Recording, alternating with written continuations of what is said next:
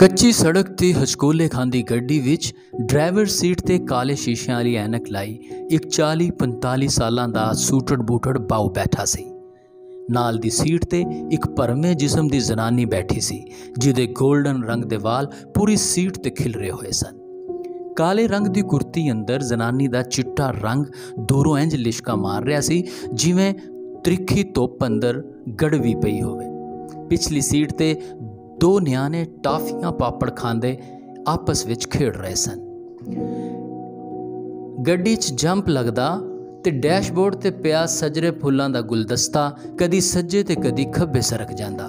Driver seat ਤੇ ਬੈਠੇ ਬਾਊ ਨੇ ਡੈਕ ਦਾ ਬਟਨ ਦੱਬਿਆ ਤੇ ਗੀਤ ਦੀ ਆਵਾਜ਼ ਨੇ ਝਟਕੇ ਖਾਂਦੀ ਗੱਡੀ ਦੇ ਸ਼ੋਰ ਨੂੰ ਆਪਣੇ ਹੇਠਾਂ ਦੱਬ ਲਿਆ। ਵੇ ਤੂੰ ਕਰਾਰ ਮੇਰਾ ਪਿਆਰ ਮੇਰੇ ਜਾਨੀਆਂ, ਵੇ ਮੈਂ ਐਵੇਂ ਤੇ ਨਹੀਂ ਕੋਲ ਤੇਰੇ ਆਨੀਆਂ। ਬਾਊ ਨੇ ਹਲਕਾ ਜਿਹਾ ਮੁਸਕਰਾ ਕੇ ਜ਼ਨਾਨੀ ਵੱਲ ਤੱਕਿਆ ਤੇ ਜ਼ਨਾਨੀ ਦੇ ਬਾਰੀਕ ਹੋਠਾਂ ਤੇ ਇੱਕ ਮੁਸਕਰਾਹਟ ਜਿਹੀ ਆਈ ਤੇ ਸਫੈਦ ਗੱਲਾਂ ਇੱਕਦਮ ਲਾਲ ਹੋ ਗਈਆਂ।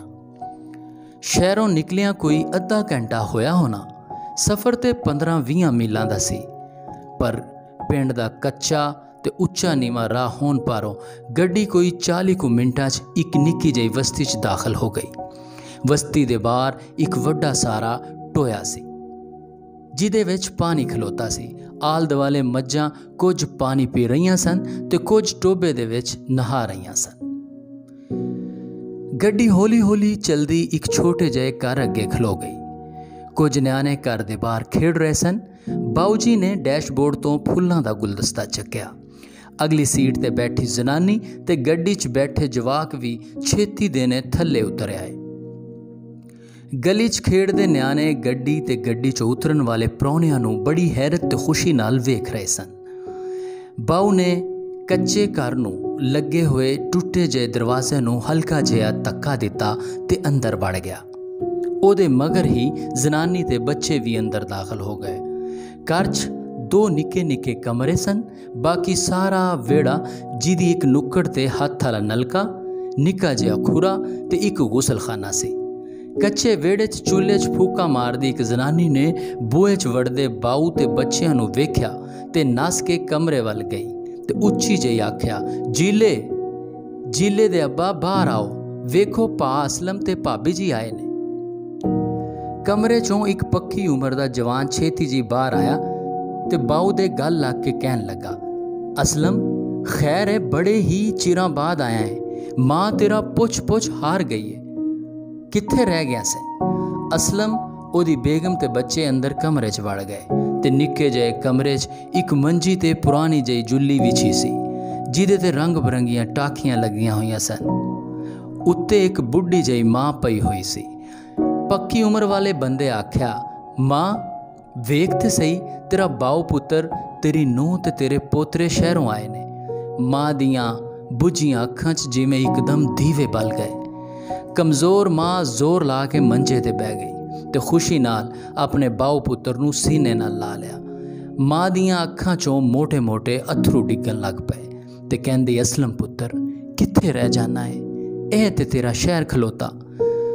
ਅਸਲਮ, ਉਹਦੀ ਬੀਵੀ ਤੇ ਬੱਚਿਆਂ ਨੇ ਵੀ ਮਾਂ ਨੂੰ ਸਲਾਮ ਕੀਤਾ, ਹਾਲ ਚਾਲ ਪੁੱਛਿਆ ਤੇ ਨਾਲ ਦੇ ਮੰਜੇ ਤੇ ਬਹਿ ਗਏ।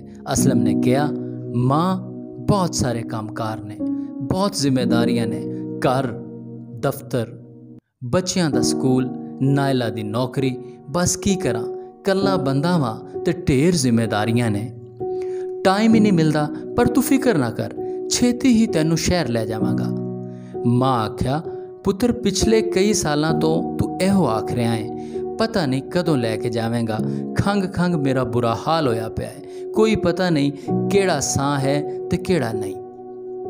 ਅਸਲਮ ਆਖਿਆ, ਬਸ ਮਾਂ, ਹੁਣ ਥੋੜੇ ਦਿਨ ਨੇ।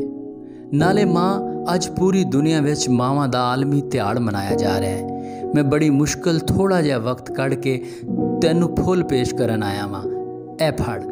ਅਸਲਮ ਨੇ ਬੋਝੇ 'ਚੋਂ ਮੋਬਾਈਲ ਕੱਢਿਆ ਤੇ ਸਜਰੇ ਫੁੱਲਾਂ ਦਾ ਗੁਲਦਸਤਾ ਮਾਂ ਨੂੰ ਫੜਾਉਂਦਿਆਂ ਹੋਇਆਂ ਇੱਕ ਸੈਲਫੀ ਖਿੱਚੀ ਤੇ ਆਖਿਆ, ਮਾਂ ਮੈਂ ਛੇਤੀ ਚੱਕਰ ਲਾਵਾਂਗਾ, ਅੱਜ ਕੁਝ ਦੋਸਤਾਂ ਨੇ ਘਰ ਦਾਵਤ ਤੇ ਆਣਾ ਹੈ, ਤੂੰ ਆਪਣਾ ਖਿਆਲ ਰੱਖਿਆ ਕਰ। ਬਾਕੀ ਕਿਸੇ ਵੀ ਸ਼ੈ ਦੀ ਲੋੜ ਹੋਵੇ ਤੇ ਮੈਨੂੰ ਦੱਸਿਆ ਕਰ, ਇਹ ਨਾਲ ਹੀ ਤੇ ਮੇਰਾ ਸ਼ਹਿਰ ਖਲੋਤਾ ਹੈ। ਵੱਡਾ ਭਰਾ ਉਹਦੀ ਜ਼ਨਾਨੀ ਤੇ ਮਾਂ ਦੀਆਂ ਅੱਖਾਂ 'ਚ अथरू भरे ढेर सवाल खलोते सन कि असलम ने सब नूं सलाम कीता ते गड्डी 'च बह के बीवी बच्चियां नाल शहर अपड़ गया। घर पहुँचदियां नाल ही उन्ने माँ दे नाल खिंची सैल्फी फेसबुक ते व्हाट्सएप ते स्टेटस ला के थल्ले लिखिया, मेरी सोनी माँ, हैप्पी मदर्स डे।